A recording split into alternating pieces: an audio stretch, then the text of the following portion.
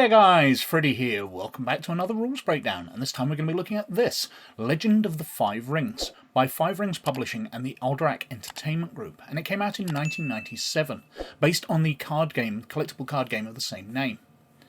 Now, this is a role-playing game set in a fictional version of Japan, or Japanese fantasy, basically, instead of Western fantasy. So there's a lot of cool stuff in there, and I quite like the way the rules work.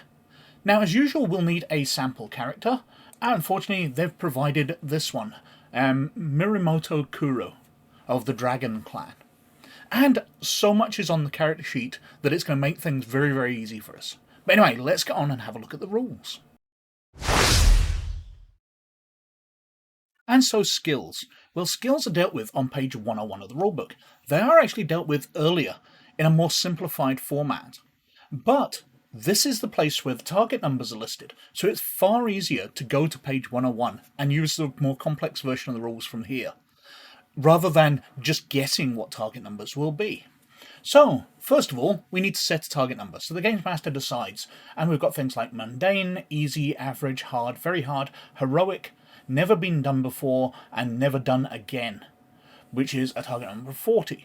So, we'll say something is average, a target number of 15. Now, if the character's doing something, we look at his character sheet. Let's say he's trying his commerce. So he adds his commerce skill to his attribute, which in this case for commerce is awareness. So he has 1 commerce, 3 awareness, so he's rolling 4 dice. However, the attribute, the awareness, is how many dice he keeps. So he gets to roll 4 dice, but he only gets to keep 3 of them and add them together to go against the target number. But of course, the more dice you're rolling, the better chance you have of rolling higher, because you can be throwing away the low dice. And contested rolls work the same way, except you're rolling against the attribute times 5. So in this case, if he's trying his commerce against a trader, himself, and their awareness is 3, then his target number would be 15 anyway. So in this case, let's roll. So he throws his dice, he gets a 9, 2 6s and a 5, so he ignores the 5, so he gets 21. So he beats the 15 easily and succeeds in that task. There's a couple of other things in it. If you roll a 10, then that dice explodes, so you get to roll and add. So if you're very, very lucky, you can get immensely high rolls on very low dice. And also, there are raises. So if you want to do something more complex than just achieving the task, if you want to be spectacular, you want to get some better advantage, then you can raise the target number yourself by 5 to attempt it. So in this case, he could have raised the target number from 15 to 20 and attempted that. In this case, he would have succeeded, but he might have failed and get an extra bonus. He wants to not just win and be able to buy the item from the trader, but he wants to get a heavy discount on it. And the raise would allow him to tailor things that way. And initiative. Well, initiative's dealt on page 105. And it's a matter of rolling 1d10 and adding it to your reflexes. So this character, his reflexes are 3. So he's rolling 1d10. Clear, 1, throw. We get a 1, so he's only getting 4. And it basically goes high to low. It's also worth pointing out that dice do explode in the reflexes roll. So if you roll a 10, you get to roll again and add, so you can get very high reflexes. And you work from the highest number down to the lowest, everybody getting a single action. And so combat. Well, combat's dealt with on page 106. And basically you've got 3 different combat maneuvers. You can do a standard attack, where you're rolling your skill plus attribute against a target number of 5 times the target's reflexes. So in the case here, his agility is 3, his kenjutsu is 3, so he's rolling 6 dice, and he's rolling against target of the target's reflexes times 5, so he's rolling against a target of 15. But that's just a standard attack. He can do a full attack. If a character chooses a full attack, he gains 2 additional dice to roll, but not keep when he attacks. So instead of rolling 6 dice, in this case he'll be rolling 8 dice, but he'd still only be keeping 3. which gives him a much better chance of rolling high. But the target number to hit him when he's doing the full attack is only 5. So it's not 5 times his attribute, it's just a total of 5. And finally we've got the maneuver full defense, in which case you don't get to make an attack, your only action this time is to dodge. The target number to hit a character under full defense is reflexes times 5, but the attacker must drop any dice to roll lower than the character's reflexes plus defense skill. So his defense skill is 1, his reflexes are 3, so that's 4. So anything that rolls lower than a 4 gets dropped. So this changes the probability, but full defense isn't a very good combat tactic, especially if somebody goes full attack against you, because they're going to be rolling so many dice and throwing so many low ones away that they're far, far more likely to hit you. You can also do raises in combat, and that leads to extra dice to roll when you're doing damage.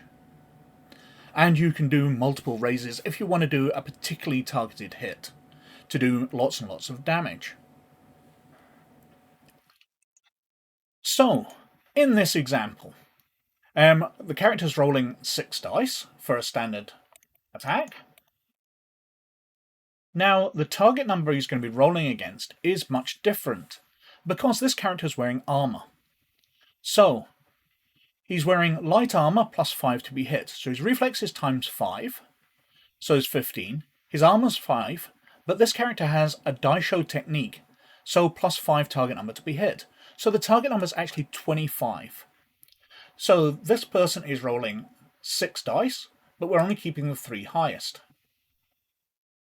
So we've got a 10, so we'll be re-rolling and adding that, and 2 9s. So we've got 28 already. Let's roll the 1d10 to add. So that was a 15. So 33. So the character does hit, even though the target number was very, very high, and it's all calculated out on the character sheet here. We still managed to hit them. And we could have done a raise as well, but we'll just deal with this as standard.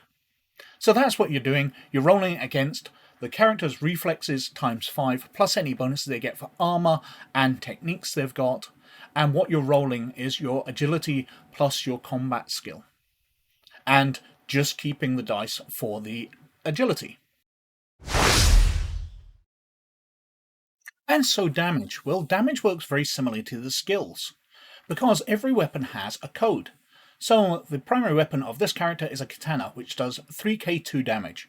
And basically that translates to roll 3 dice, keep 2 of them. And it's as simple as that. So for damage, we're rolling 3 dice. We're keeping 2 of them, so we get an 8 and a 6, so we get 14. So we've done 14 points of damage. And so health. Well, health is dealt with on page 107, but basically you've got various health levels.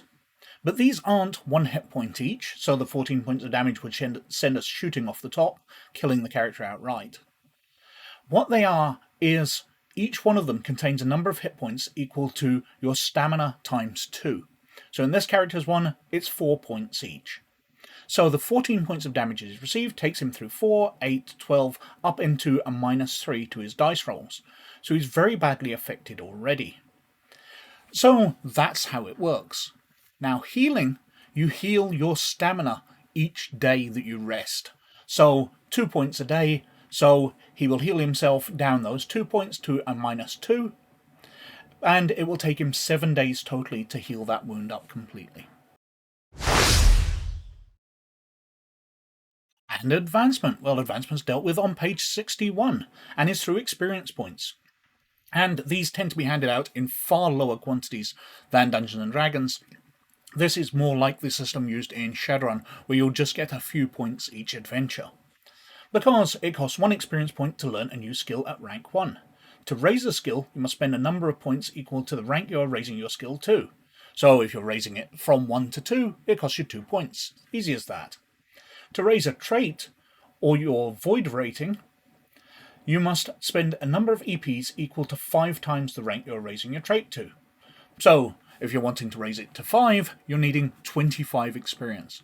So increasing your traits are far more expensive, but then again, they are increasing the amount of dice you keep when you're rolling all of the skills under that trait. So that is Legend of the Five Rings, and I really like that system. It's really, really streamlined. The one area I feel dubious about is the maneuver full defense. Because I've been brought up watching martial arts films, watching samurai movies, and the bit with the hero parrying attacks as they come in is a major part of the swordplay in these movies. And I don't feel the full defense, where you're just dropping some very low dice, emulates that. I would have liked to have seen something more complex to it.